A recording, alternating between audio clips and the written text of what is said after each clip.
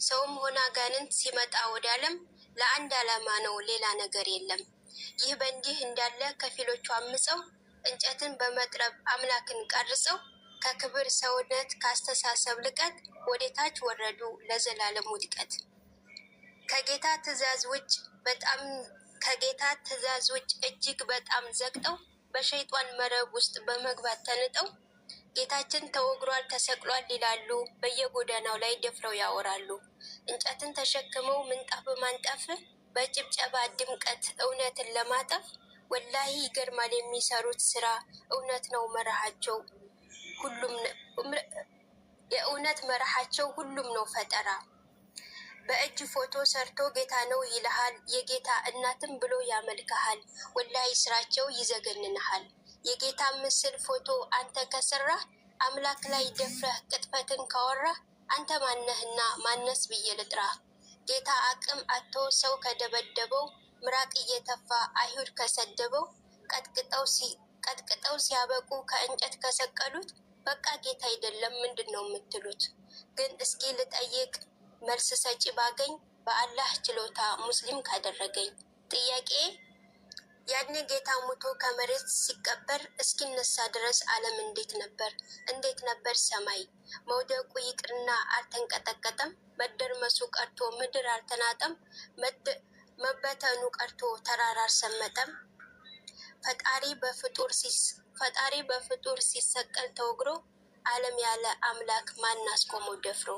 ፍጥረታቱን ጥሎ ጌታ ሞትን ሲቀምስ ሰማይና ምድር ሳይተረማመስ ጁምዓ ቀን ሞቶ እሁድ እስኪነሳ እንዴት ነበር ዓለም እጽዋት እንስሳ በየብስ ላይ ነዋሪ የባህር ውስጥ አሳ?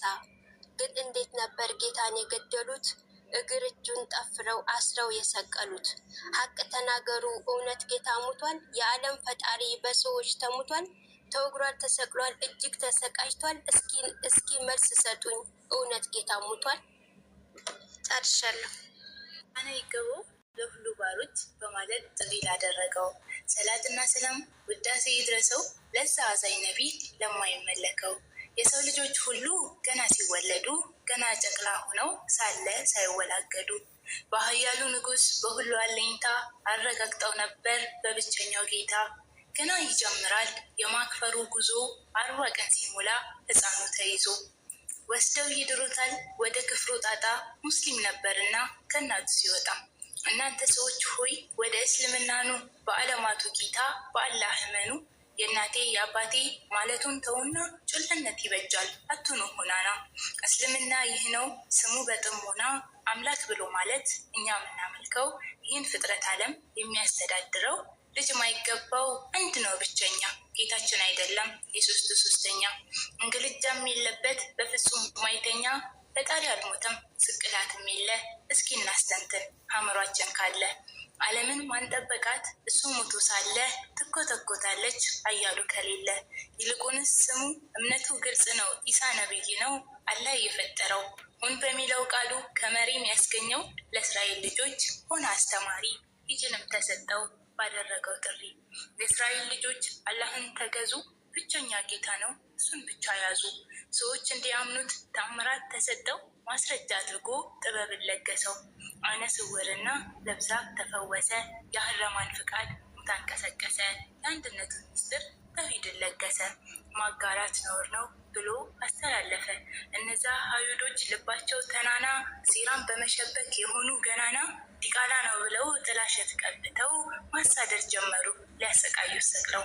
አብዛኛው ጌታችን ከተንኮል ጠበቀው በሰማይ በመውሰድ በሰማይ አኖረው። ተመስሎባቸው ይዘነዋል አሉ ተመሳሳዩን ሰው በመስቀል ሰቀሉ። እርግጥ ነው አልሞተም አልደረሰም ቀኑ። እሱ ሰማይ አለ ነግሮናል ቁርአኑ። ወደፊት ይመጣል ግልጽ ነው ሀዲሱ። የሰው ልጅ ነውና ልትወጣ ነፍሱ። እርሱና እናቱ ፈጣሪ አይደሉም የአምላክን ባህሪ ፍጹም አያሟሉ። ኢሳ ወላ እናቱ ምግብ ይበላሉ የቁርአን አናቀጽ ይህን ያስረዳሉ። የእናቴ የአባቴ ማለቱን ትታችሁ ንጹህ ወደሆነው የብርሃን ጎዳና ውጡና ጽኑ። ውጡ ከጽልመቱ ራሳችሁን ግዙ ከባድ ነው እሳቱ። እንብየው እኮ የእናቴ የአባቴ ሃይማኖት ብላችሁ እንብየው ከሆነ ክህደትን መርጣችሁ እንግዲያውስ ስሙ እኛ ሙስሊሞች ነን ፍጡር የማናመልከው ሙስሊሞች ነን። ፍጡር የማናመልከው ፈጣሪ ነው እና ነጥብ መስጠታችሁ